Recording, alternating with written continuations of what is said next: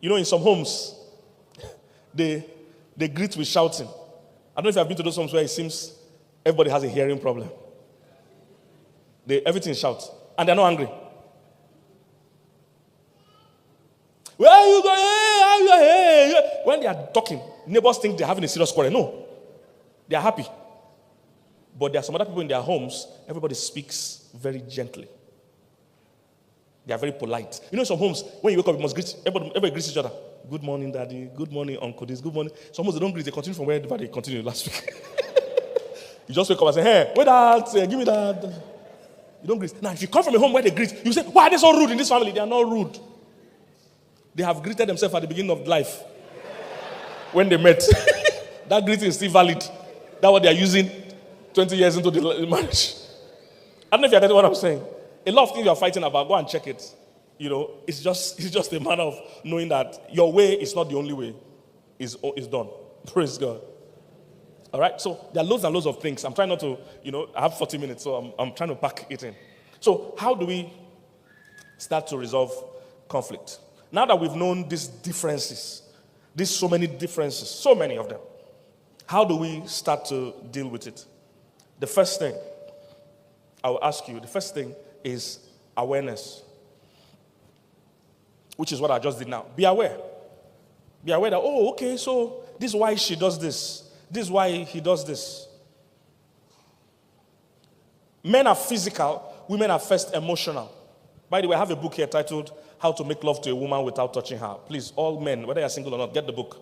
How to Make Love to a Woman Without Touching Her.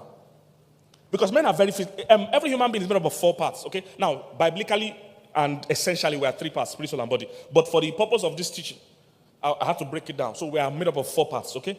For women are first emotional. Secondly, they are spiritual. Thirdly, they are mental. Lastly, they are physical. I'll repeat that. Women are first emotional. Secondly, they are spiritual. Thirdly, they are mental. Lastly, they are physical. That's how a woman's order of arrangement is, her composition. That means she will first react to things emotionally. You get the best out of a woman when she's emotionally taken care of or spoken to or dealt with. When you deal with her emotionally, when you are aware of her emotion. In fact, one of the most common things young couples will complain about, wives will say their husband is emotionally unavailable. Men arrangement. Men are first physical. Secondly, mental. Thirdly, spiritual. Then, lastly, emotional. So it's almost opposite. That's why if you notice, men are first physical. If you notice, if you have boys and girls as children, you have boys and girls, you notice that the boys are generally more physically active. If there are boys here and there's stairs here, boys don't come down from these stairs, from this pulpit from here. Am I correct? How do boys come down? They're going to jump. They are physical beings. This is why women don't understand why 80,000 people will gather in a stadium to watch 22 people play football. Sometimes women don't understand. What are people watching? What are people enjoying this thing? Because we are physical beings. Women would rather sit down, watch a soap opera, watch reality TV, watch people talking, watch people fighting, watch people settling matter. Women enjoy that. Do you know, Pastor, that women watch other women doing makeup? Why are you watching somebody doing her makeup? Some of the biggest pages on YouTube are women watching other women doing makeup every day. The same day. Makes no sense to men. We'd rather watch wrestling, watch some physical activity. And you see, I think our schools should even learn this. Because sometimes we put boys and girls together on a seat. Women can sit still while I instill. That means women like to sit down and listen. Men like to do. If you're going to teach men, you must teach them different from how you teach women. Men are physical beings. So if those two beings come together to marry, they will have conflict. She is coming with her emotional expectation. He is coming with physical expectation. That's why a man can have sex at any time. Rent can be due. Landlord just wrote us yesterday, and the man wants to have sex today. The woman is wondering, how can you be thinking about sex? We have problem. Because those two things are not related in any way. I don't know if you get what I'm saying. Men are physical. They are physical. When you understand this, you will never deprive your husband sex. So to use sex deprivation as a weapon in marriage means you don't understand. Men are physical. Women say, is this all you think about? Yes. Is it food? Yes. Now, women struggle with that because in their own mind, they are first emotional. They believe there are other more important things than sex all the time. In the world of men, there are not more important things. This is very important. Is somebody getting what I'm saying? That's why the prostitute business is still one of the biggest spinners globally. Because men will, any day, anytime, pay any price for this need to be met, no matter how angry you are. It's big. Every time you follow money, it's a need you see. Money doesn't follow shouting. It follows felt need. If you know how much goes into prostitution, both full-time and part-time, you'll be amazed. What am I saying? Women are first emotional. So if you want to make love to a woman, you start emotionally. You start with how you treat her. You start with how you talk to her. I counseled a couple pastors some months ago. The husband was very angry. The issue happened months ago, but he was still angry months after. He said they were about to make love. And in the midst of it, things had already started. And the woman said, we need to talk. He was angry. He said, now, I had to now explain to him, she wasn't trying to spoil the mood. She was trying to get in the mood. Because if something is upsetting a woman before, she's not free emotionally to enjoy the moment. She has to get that thing off her mind, off her chest, and she does that by talking. So talking for women is foreplay. Men don't know. Men think foreplay is only when I touch. No, talk is part of foreplay for women. You talk first. You see, but because men are physical, this makes no sense to them. What I'm trying to tell you is that sometimes the need of your partner will not make any sense to you. You learn it. Awareness. You learn that this thing makes... It's not that to you don't see the point. A man doesn't see the point why we need to talk. You want to make love, you talk. How does talk help the matter? It doesn't make sense to you, but you need to learn that how I talk to her in the morning will affect how she performs at night. Women are very emotionally induced. You won't see the best of a woman except you appeal to her emotionally. Women can be anything to you. They can be a great danger. They can be a great blessing. But you must know how to talk to them emotionally. Thank you. When I see men that say, oh, my wife never agrees to anything, I say, your daughter doesn't know how to talk to her. You need to talk to her. You're a man here, you want to buy a sports car. You go and tell a woman, baby, I saw this car. 16 valve. 800 horsepower. Something convertible. It makes no sense to a woman. So she's not going to agree. What you tell her is that, baby, as I get to this stage of life, I want to be spending more time with you. So there's this car I saw, only 2 seats. Me and you. We'll drop the top. Evening like this, we'll take a stroll and we'll talk. You will buy that car. So don't come and say 16 valve, 800 horsepower. That's what you tell guys. You don't tell women that. That makes no meaning to them. Where are we running to? Appeal to her emotionally. Secondly, she's spiritual. She's spiritual. A woman has such an incredible spiritual need. Please understand, this thing is not that your partner is going to be difficult. They are all chasing a felt need. Except you married a psychopath or somebody that is not mentally stable. If you married a normal human being, every time there's a conflict, the person is looking for something good. They're not trying to hurt you or harm themselves. Except you marry somebody that has a problem. If it's a normal human being you married, most times, what is causing conflict? The person wants something good.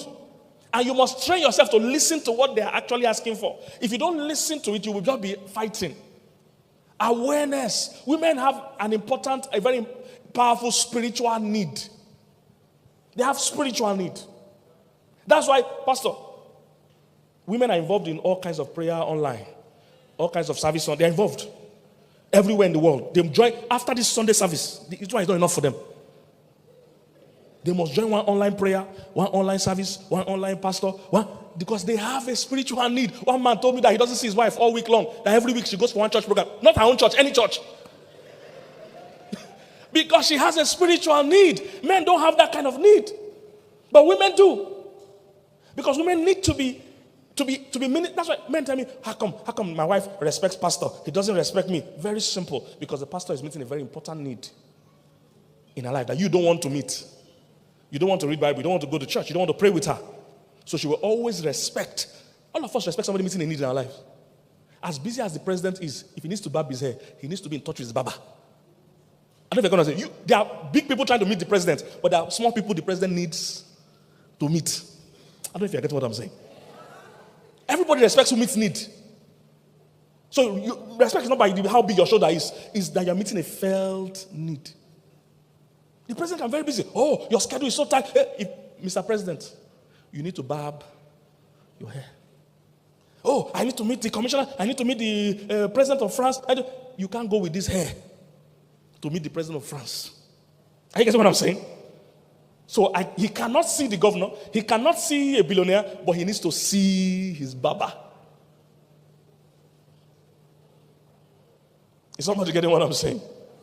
Because everybody respects me. So you're worried that my wife doesn't respect me. Are you meeting her spiritual need? Are you meeting her emotional need? That's why we all respect our bosses. You don't have to like your boss. But if you want to collect your salary, you respect whether you like them or not. By the way, if you're a guy in the house, we have 2 books here I want to recommend. By the way, I think it's important. It's titled Praying for Your Wife. Guys, this book will get you results. Praying for your wife. This one is Praying for Your Husband. So it's some basic scriptures you can pray for your wife or your husband, and basic prayer points attached to those scriptures. My wife wrote the book because these are the scriptures she prays for me. Very, very impactful. And I had to do my own scriptures I pray over her with the prayer points. Now, if you don't like your wife or you don't like prayer, if you like Pastor Mildred, if you like me and Pastor Mildred, our picture is on it, so you can buy it for that reason. And don't forget the one I mentioned earlier on how to make love to your wife. So the point is that women are spiritual. Then physical is last for women. On the other hand, for men, physical is first. So most times a man is trying to make love to a woman, is touching her because he's physical, you see. He's trying to love her like a man. Sometimes he goes straight to the point. Some men think that's very sexy. They want to be playboy in the night with their wife. Just go. Men don't know that thing irritates women. How do you just come from nowhere? Just touch. What's wrong with you? He said, very irritating. She's very irritating. Most men don't know that women don't even see their bodies as a sexual object at all. So women don't even, they don't see it like that. That thing exciting you is not exciting her at all. If you want to make love to her, you start by talking. That's how she gets in the mood. But I also teach the women to try to make moves with men the same way. So I want to talk to you. No, it scares men. Don't talk to me. All men worldwide hate that phrase, we need to talk. Eh? What has happened again? Because talking terrifies us. Don't book an appointment to talk, just talk. Don't say we need to talk. He'll be worried, he won't sleep. Say, hey, God, what has happened? So I tell men that every part of a woman's body is sensitive to touch. So even when you're trying to make love to a woman, you don't have to go straight to the main organs. You can touch her hair. It's part of her. You can touch her back, her shoulder. All parts of her body is soft. A woman's body is like 10 times softer than a man's one. A man only has feeling in one part of his body. The rest, no feelings. So a man is working on his laptop. The woman wants to make move. He's touching his hair. He's saying, any problem? You can see I'm working. I'm busy now. Because she's touching him like a woman. No, men don't touch my hair. There's only one place that have feeling. Just go straight to the point. Praise God. Pastor might not bring me back here. I'm saying things he doesn't want me to. Praise God. So let me move on. Number one, awareness. I have to rush now. I have 10 more minutes. Okay. I've told you, because if I start the story, we won't know when we're. So quickly, number one, awareness. So that's what we've done already. You realize that every time you see a conflict, except the person has mental issues. If it's a normal human being, they are looking for a felt need. They're trying to meet a need. Everybody's chasing happiness. You must understand that. All right. So they're trying to meet a need. So awareness of that. That's number one. Number two is acceptance. Acceptance. Once you are aware of this need, second thing is to accept the need. Is to accept the need. Now that I'm aware that my wife needs to talk, I've accepted it. I'm not fighting it. In fact, I'm developing my communication skills. Women like as much details as possible. Unfortunately for men, men's brain are not wired for details. Again, this is very important. That's why if you ask a man, how did the day go? What did your friend say? He doesn't tell you everything that was said. He tells you what he has summarized the statement to. What did your friend say? He's going abroad. That's not what he said. He has explained why. He has explained all the situation. He has explained what's happening in his office. He has explained what's happening in the country. But the man just summarizes it to one sentence. If you ask a woman, what did your friend say? You say, sit down. She's going to tell you what was said and what was not said and what she assumes. Because her mind picks details. Her mind is wired for details. A man's mind is not wired for details at all. A man's mind is wired for vision. That's why if you're here and a man, one of the major things you must provide in the family is vision. Vision. You are wired for it. Everything about a man is for vision. Especially the young men that are single here. You even need vision more than you need provision. A man is wired for vision. Scientifically, they found out. By the way, most times when I teach, I give both science and scripture and statistics. So, scientifically, they found out that men see better on a straight line than women can. Men can look straight. Because the ancient men were largely hunters. They must be able to see the prey from a very far distance. Straight line. Men see better on a straight line. They are wired for vision. They also found out that women don't see very strong on a straight line, but they see with the side of their eyes. Because most times those women were gatherers or they were family-oriented women. They had 5, 6 children. A woman must be able to sit in one spot and be able to see all her children playing around at the same time. So she could see from the corner of her eye. Most men don't know that women can see from the side of their eyes. Women can. Every time you're with your wife on your phone chatting, she's reading your chat. Sorry, ladies, I'm revealing your secrets. Every time I sit beside your wife like this and you're on your phone chatting, she's looking straight. But she's reading your chat. Say, hey, you are going out by 4 today. Okay, where are you going? He's looking straight, but it's your chat, she's seeing it. Women can see. That's why all women here that have gossiped with their husband before, you know, say your husband frustrates the gossip. Because most times women can check people out turning. She's looking straight, but she's checking the guy. See that guy? He's looking at us. Why is he looking at us? She's looking straight. 2 girls, they're talking. The guy is here. Looking like this. She's looking at us. I hope he doesn't want to come here. The moment they want to join a man into that gossip, say, look at that man, he's by the right. The man will say, where is he? He's going to turn his full head because he can't do the same thing. And women don't understand. They say, don't look. We can't see. From the corner of our eyes. Every time I go to a store, maybe when I'm even abroad, I go to a Walmart or something, and a couple is together. Usually women recognize me first. And the woman is saying, is that Pastor Kingsley? Is that Pastor Kingsley? And he's talking to her husband. I know that the husband will so spoil this gossip. Because she's able to keep a straight face. Look at what she's looking, but she's talking about me. Is that Pastor Kingsley? I'm here. Is that Pastor Kingsley? The moment he tells her husband, I know her husband is going to turn. Because he can't see from the side of his eyes. So I'm looking at them and he will turn and check. I'll now wave to him. It's me. He will spoil the gossip. Because he can't look from the corner of his eyes. A lot of time men think they're the one that saw the woman first. She saw you first. She's the one that made you see her. Because she can see from the corner of her eye. So acceptance makes you begin to adjust. Acceptance. Number 3 is appreciate. Once you you are aware, you now, second one is what? Accept it. So you are no more trying to change this person. Because that's where the conflict gets tough. Because you're trying to change people. They found out that about 80% of the differences or your behavior of your partner is not going to change. About 80% of it. So it's you that will change. They won't change. So you accept it, then you begin to appreciate it. You begin to appreciate that this man acts this way. He's so work-oriented, but that also means he's a good provider. You don't want a lazy guy. You begin to look for the good sides, of that her behavior. There's always a positive side. You begin to appreciate it. I'm rushing, I have to close now. The next one is that when you start to appreciate it, then you begin to adjust. So you adjust for the person, then the last one you alternate. Part of what the differences are for is because it actually strengthens us, not weakens us. The fact that we are seeing from 2 different perspectives actually strengthens us. And after a while, what happens is that you rub off on each other. So that guy that talks a lot, that marries a woman that does not talk, after a while they rub off. The woman starts to talk more, the man begins to learn to listen more. If a saver marries a spender, like in my own marriage, I was the spender. My wife is the saver. Oh, my wife can save. How many people have, if you have married a saver, you know savers, they price everything they don't buy. Savers never spend anything. Spenders spend what they don't have. They say anything they like, say, give me 2, I'll be paying small. Spenders are owing many people. People spenders are owing, they should form association. Association of people being owed by Brother John. Spenders marry savers, but after a while, they'll start rubbing off on each other. The saver will start to spend a bit after living with the spender for a while. Because she'll be saying, I'm saving anything. She's just enjoying life. Let me go enjoy small. She will start spending small.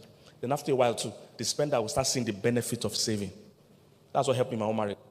I was a spender. I had no problem making money. Just that I spend it faster than I make it. But every once in a while, I would say I need money. My wife will say, how much? So I'll need 500K. She said, I'll give you. I said, there's money in this house. I need money. She said, how much? 300K. So I'll give you. I said, I thought this whole house, we're finished. She said, there's money in this house. I discovered that there's benefit to having money. I've told Nigeria, stop borrowing from China. Borrow from my wife. She has money. Because she doesn't spend. She saves. Savers, no matter what's going on, if this world ended, everybody's dead, go and meet Saver. Saver has something. Because they don't spend all their money. So, after rubbing off with her, now I'm a better saver. After many years of marriage. And she too, she's a better spender. Is somebody getting what I'm saying? So, the perspective, what this is supposed to do for you is that next time there's a serious conflict, before you start arguing, you will listen to what the felt need is. What's the person really saying? A lot of times men don't know that even the argument is not about the topic. It's on that thing. I didn't have time to go into that today on communication. I tell men all the time, when women talk to you, women are not always talking about the facts. Women are usually talking about their feelings. So women talk based on their feelings. Men, on the other hand, talk based on facts. So I have 7 D's I teach men for communication with women. I have 7 C's I teach men communication with men. So if a woman says, for instance, you don't love me, most men think one of the D's is don't debate. A woman is never calling you to debate. But unfortunately for men, because we are fact-based, when you tell a man you don't love me, he will just enter debate mode. Say, good afternoon, fellow debaters. Panel of judges, my exciting audience, I'm the ever accurate timekeeper. I'm here to defend the motion that I don't love this woman.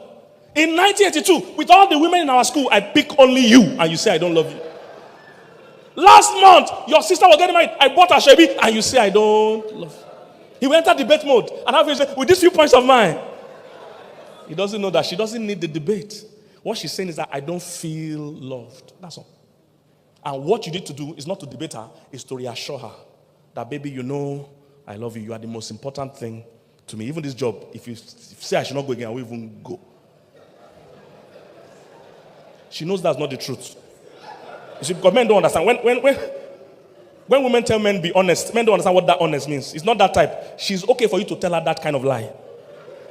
She doesn't mind. When you tell her, look, I will give this job for you. She, hey, that what she wants. Hey, she be telling me. She will still kick you out to go to work, but you have to pay bills. She knows what. She needs to know that she's very important, or the most important thing to you at the time. So she's not saying factually that you don't love her. She's saying, I don't feel love. So it's not a call for debate. No, never debate a woman. If you debate a woman, you will never win because it's not even on the same topic. She's talking about feelings, you're talking about facts. You will never win. That's why most time when a man has finished arguing with a woman, he doesn't even know what the argument. What topic were we even? Because she has 7 lanes. She can move from this one to this one to this one. When I talk to a woman, you need to be careful because you don't know where we started and where we have ended. Because she has lanes, she changes lane. Amongst women, it's common. They just and they enter into men are like, if we're talking about one topic, let's finish this topic. Praise God. In closing, I will share this story in closing. Please try and get the books. A lot of them will help you. I will share this story in closing. I traveled to Dubai one time. I'm my wife. And I'm a football person, so I went to watch Champions League on the TV. I'm a football person, so Dubai is about 3 hours ahead of Nigeria in terms of time. So normal time, the match ends like 10 or so o'clock. But that means in Dubai time, it was ending like 1 a.m. Dubai time. So after the match in the viewing center, I entered the taxi. I was going back to my hotel. I like sitting in front of cars, so I sat in front of the taxi driver. So as we were going, this guy was chewing gum in the car. This is the most irritating gum chewing you've ever seen. It was loud and angry and annoying. And he was shaking his head. What kind of irritating nonsense is this one? And I thought, okay, he will soon stop. Maybe because I just entered. He will soon stop. He continued. I said, maybe he will soon stop. He continued, shaking his head. After a while, I couldn't take it anymore.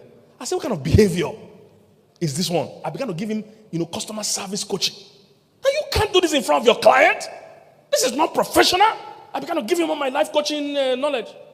After talking, he interrupted me at some point and said, he's normally on night shift. This means he starts 12 midnight to 6 a.m. also. And that this means he sleeps during the day. But on this particular day, he didn't sleep. So as he's driving me now, he's sleepy. That's why he's chewing the gum and shaking his head. The moment I had perspective, you see, I thought I couldn't take it. But when I knew that this gum is what's saving our life, I said, be chewing. I want to be hearing you louder.